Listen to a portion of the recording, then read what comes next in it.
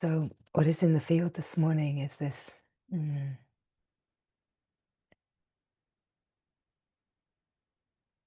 in a way, everything that life is offering us is for our evolution, right? Every moment is an opportunity to be with our direct experience with presence so that we can alchemize the gold in everything. We can discover the love in everything because that's what it is to be the one reality, right? Is to know without question that there is only one and that there's nothing that is divided from that one power.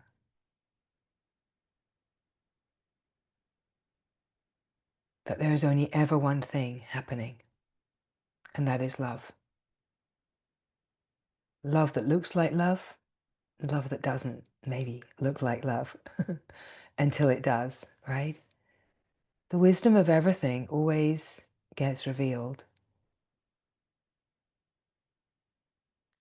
And when we recognize that to the depth of possibility that we can, and we use that recognition as it could be an anchor point, but it can also be the point of surrender, of true surrender, where that knowing does know that there is only love and there is only this. And so that whatever is arising in the life is for the evolution, for the revelation, to discover the love in this. And that can feel really challenging and quite hard for certain situations that really tangle us up, right? But in perfect divine timing, we could say, in the play of life, everything will be revealed if we are willing and if we are looking, right? If we are willing to see and if we are looking, everything will be revealed.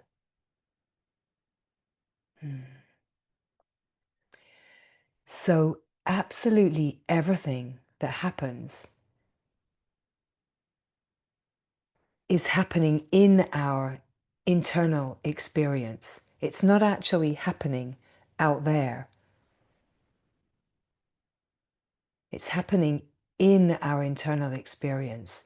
And we have filters that are connected to past that we filter experience through that gives us a reading. And that reading will usually be something along the lines of, am I safe? Do I belong?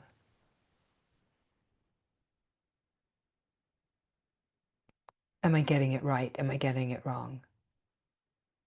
How do I need to move here to fit in? How do I need to move here to be liked, to be seen, right? This constant kind of trying to analyze the moment, but it's instinctual and it happens very, very quickly. And we've learned this, how to morph ourselves to fit in, because in our young life, that was our genius survival strategy, right? That we learned to morph ourselves to fit in and to survive. And what we mean by that is to get the nourishment and connection that we needed,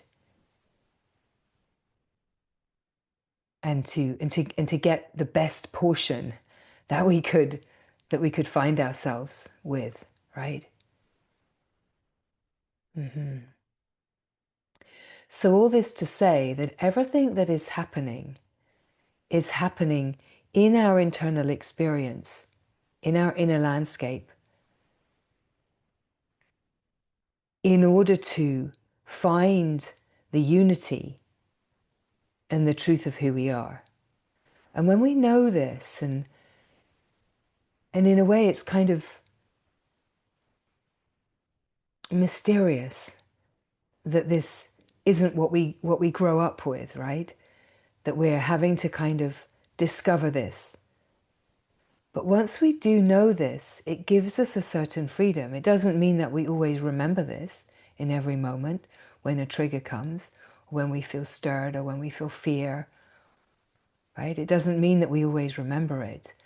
But there is this knowing, and in a way the knowing gets deeper. The knowing anchors and roots itself.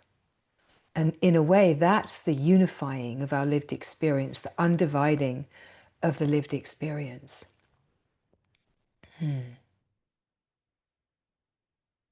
So what we could then say, if this is happening in all of life, when we put ourselves into certain situations where the intelligence is very refined, right? So we could say, for example, when we put ourselves into a satsang, we're putting ourselves into a field of refined intelligence. We're putting ourselves in the presence of the glory.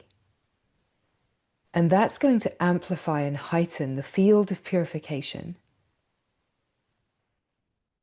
It's going to act as a kind of melting pot, and it's going to turn up the volume. Because in a way, what we're longing for is this truth. We're longing to know ourselves. We're longing for freedom. We're longing for love. And in a way, right, we come to something like satsang, and you can apply this to many situations. I would apply it to things like when I go to Arunachala, just in the company of beings that have refined intelligence, in nature even, right? But the reason that we're sharing this is because it's like we're asking for it, we're creating it, but we're not choosing that from the mind so much as our consciousness that is ripe and ready is calling us into the situations. And once we're in that situation, it might feel like I'm a person joining a gathering, joining a retreat, joining a meeting. But in consciousness, there's purification, there's illumination, there's recalibrating, there's so much happening in the field, which is all love's grace to reveal, to bring forward what has been stored in the unconscious and bring it into the light. So we can never know what that looks like, right? We never know what it looks like. But if we have a sense of being able to recall that if a situation, an environment, or a companionship is a field of refined intelligence, there's going to be magic happening. And that magic might feel like purification. That magic might feel like things being drawn out of the unconscious to be seen. And whilst on a certain level we might feel like, I don't want that, our soul is calling for that, right? So then whatever happens in any situation is always our own unique experience. And it might be inviting us to face and feel certain feelings that it brings up. It might be inviting us to find a voice. It might be inviting us to find a way of asking for help. It will always be pushing us to the edges of our conditioned experience. How are we going to grow if we don't get pushed to the edges of our comfort zone and beyond, right? And so that is the grace when our soul, our consciousness carries us into certain situations and environments. And it will also bring us into certain dynamics, companionships, relationships, exactly perfectly, that will stir us, that will call forward old feelings out of the unconscious so that we can have this graced opportunity to meet what is bubbling up to the surface.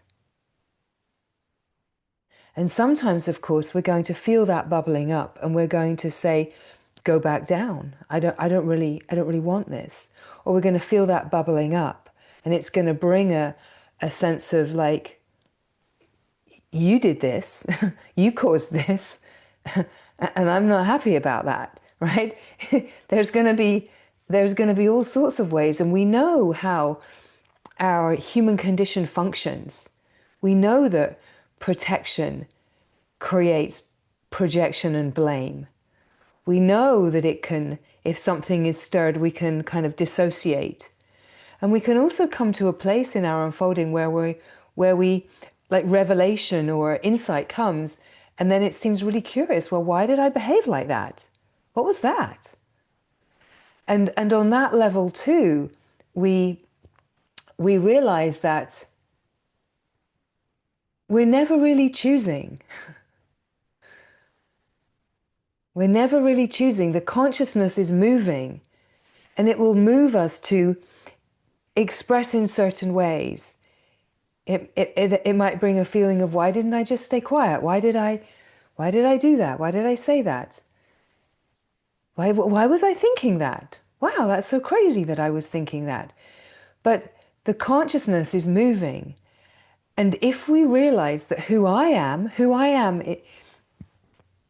great glorious being that I am, is not the one that's thinking about it, the one that's triggered, the one that's having the experience. Who I am is the big wide open space in which it's all happening. And in that remembrance, there's only one thing happening here, and it is love. There's only one power, and it is moving here. And it's moving always for the greatest possibility for all beings. Sometimes you might be the one that's playing the character, that's stirring a companion, stirring the field. And you might not even know that. You might just be innocently being yourself and thinking that you're being kind, but someone is receiving you through filters of like, and subliminally getting a like, that's not okay. You just said something that really offended me. However that works, right? But hopefully we can all recognize the ways that this flows. And what we're speaking of is that flow is life. The play of life as a human, and how wildly complex it can be when we're dancing through these filters, these protections, these conditionings, these fears, these doubts, and we think that they're real.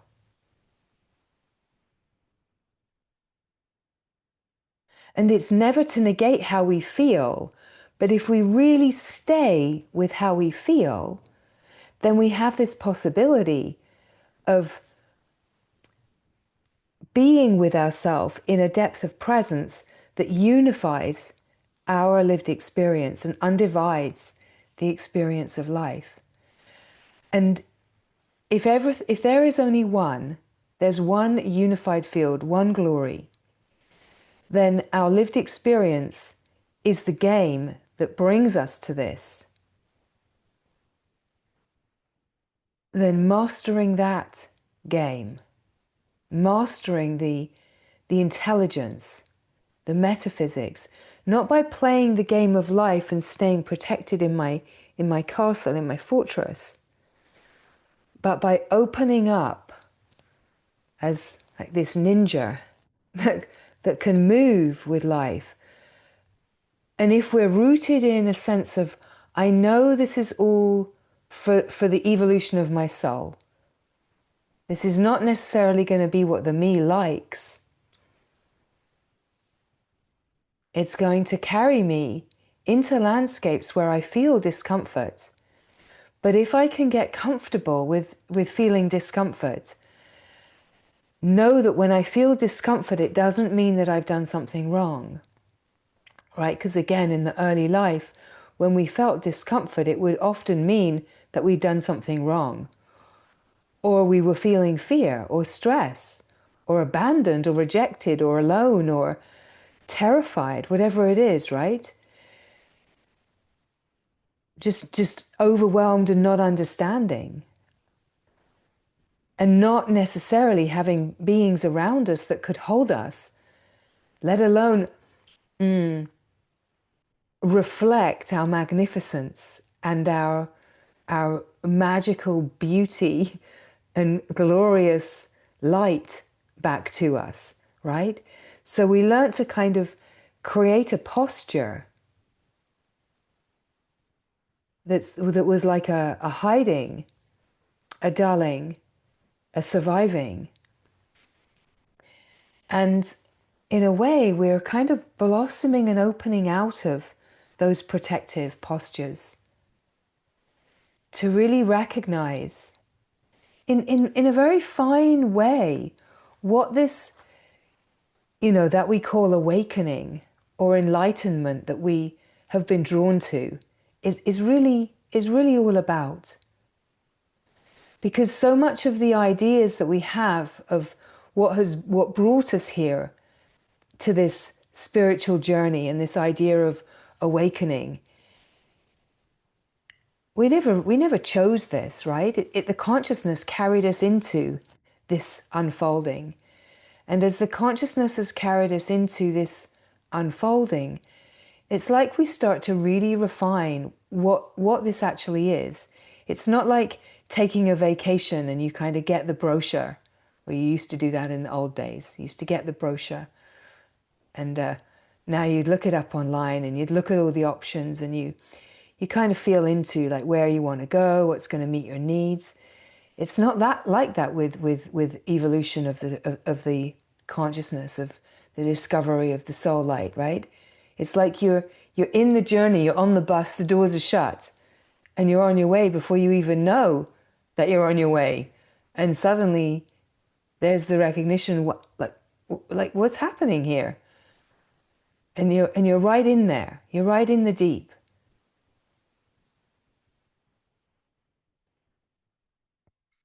And the incredible grace is that there's nothing we can do about it.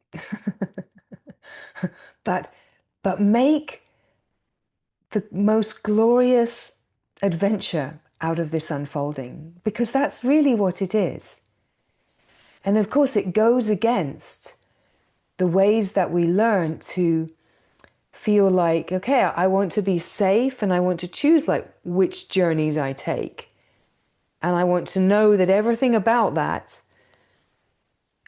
is going to meet my needs until I reach my destination. And I want to know that once I get there, everything is going to be just the way, right? But it's like, ha ha ha, says the beloved, as she pulls the rug out from underneath all of the ways that we like to be safe. Ho ho ho, right? It's like, that is not the reality, my love. That is not the reality, she says. The reality is living in the great glorious unknown, living in the spontaneity of the moment, living where you cannot guarantee anything but the reality of love. The only thing you can guarantee is the reality of love. And when you realize that is everything, beloved, you will know you are safe everywhere, in every moment. And you don't need to control and hold on, because your autonomous connection to Source allows you to speak your truth, be living at a frequency of truth, express your truth, that you never have to do anything that you get a no to. Never. And you can express that I have a no to that, and I have a yes to this, right? But no, you're not actually answerable to anybody. Like, wow, I mean, that's freedom in itself, right? You don't have to tell anyone where you're going, what you're doing. No one. You're completely free. You are life without conditions.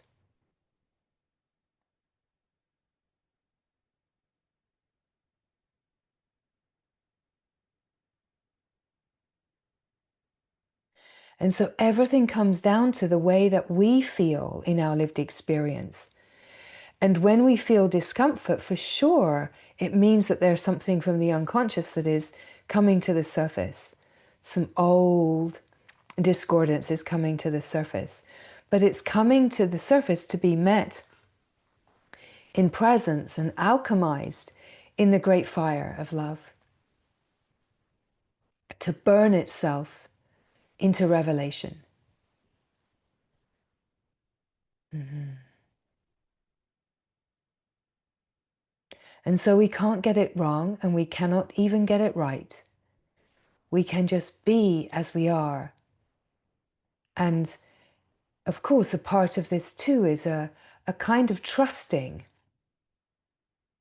in this autonomy. Again, we're so used to, in the young life, kind of feeling like there's authority figures that we have to please and go toe to and work out relational dynamics with so that we feel met and seen, and often we didn't. And so we can also have this sense that there's like there's authority, that there's power that's outside of us, but there's not. We create all of that out of the old dynamics. And so in a way, this mastery of the self is about learning how free you actually are, learning how wildly free you actually are. And the wild freedom is living at the frequency of reality.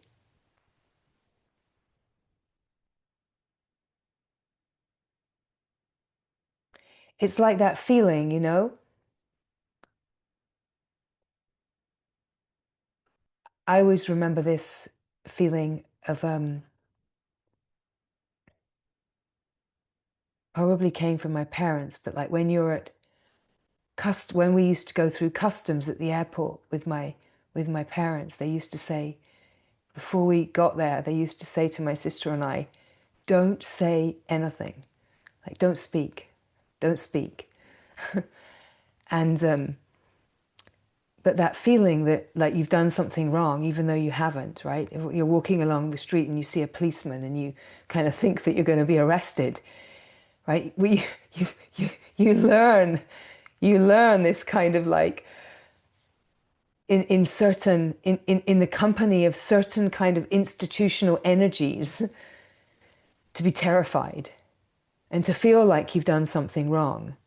And then you have to kind of backtrack and be like, oh, I haven't done anything, right? So it's this play in life to realize that we haven't done anything wrong and that we're not about to be arrested, right? You're not about to get into trouble. But there can be this dance of the power being outside, and that authority is going to shut you down. But there is no authority outside, right? The authority is inside you. The autonomy is in your connection to source. And so when we speak about living at the frequency of divine reality, we're living at the frequency that knows there is only one, that knows that the customs officials are love, that the policeman, the police force is love, that all of these institutions that seem to have power, the government, all of these kind of seemingly external powers don't actually have any power over us unless we are living in a fear frequency that it has power over us. But when we're living in a frequency of love, we're just seeing love before us. We're just seeing the glory before us. We're in the knowing of the essential goodness. Yeah. And of course, this great adventure is about discovering in the most unquestionable, direct way our own goodness. The goodness of God is the goodness that we are. Yeah. And when we are resting here now, in this wide open field, we are resting in the frequency of love that is the goodness of God. And the goodness of God knows that underneath all of the seeming images and plays that we see on the screen, that there is one essential goodness, and that life isn't a game of fear, that it doesn't need to be. And in a way, the game of fear is a movie on the screen, and the truth and reality of love is what's really real. And how we know what's really real is we discover in this deep-rooted presence of now, in the unmoving, unchanging, a frequency of a certain knowing, an awareness that is awake and aware, that can see it all from a perspective that is untouched by it. It's like where we speak about the fire, a big fire happening on a movie screen doesn't burn the screen. A flood coming in a movie doesn't wash the screen out. And the images are gone, the screen is the screen. Right? And it's not to be in denial or bypassing. We could say that, we see this differently at different stages of our evolution. And it's never about taking this kind of as information that's conceptual and trying to stick to it as conceptual. It's about opening to where we find that truth, because where we find the frequency of truth, that's the frequency where revelation happens, and the frequency where deepening and refinement happens. It's not a hiding place or a denial of oh, there's nothing here, it's all an illusion. It's not that. It's real, but it depends where we're seeing from, right? We know that it feels real to be in fear and division and emotionality. And it's not saying that that's not real. It's real in our experience, but it's not the living reality, right?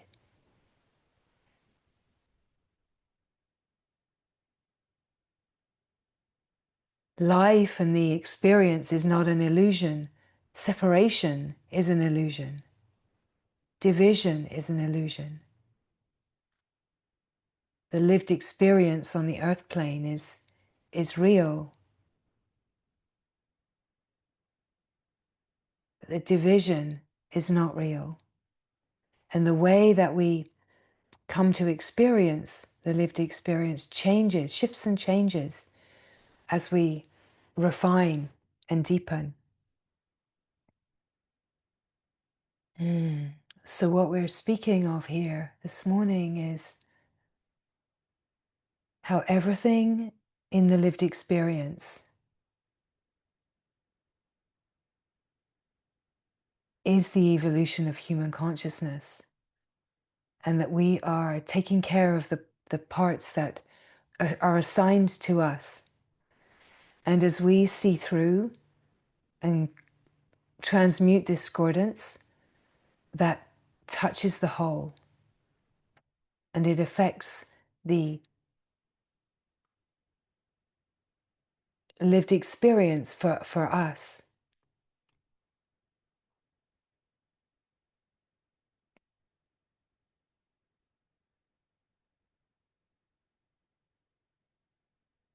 That there's only one thing ever happening, and that one thing is love. And this is where the power is, the true power. That the power is not outside of us. The power is in us to be present, and to be present with anything and everything that feels discordant in our lived experience.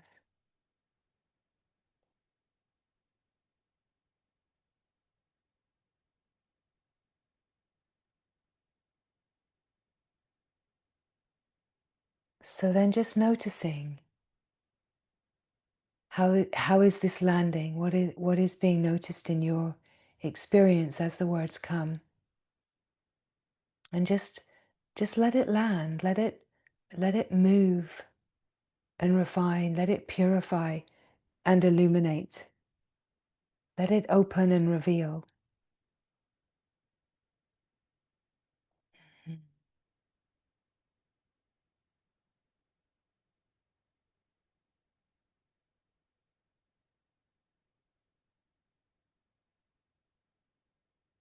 Just to be so present with yourself here.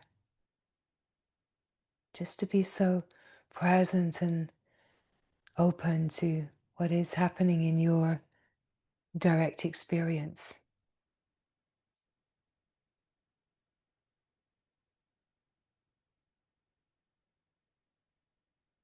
How are you feeling? What kind of energies are moving in your nervous system? Do you feel peaceful and quiet, silent and deep and still? Do you feel stirred? Do you feel enlivened? Is there purification happening? Or is there a deeper resting? And there's no way to be with this that is right or wrong. And it's all about that your unique experience in any moment is perfect. Perfect for you. You're allowed to feel how you feel. So when you know that you're allowed to feel how you feel, you can be so naturally present with yourself and come into the subtler and subtler frequencies of your nervous system with kindness and patience and care.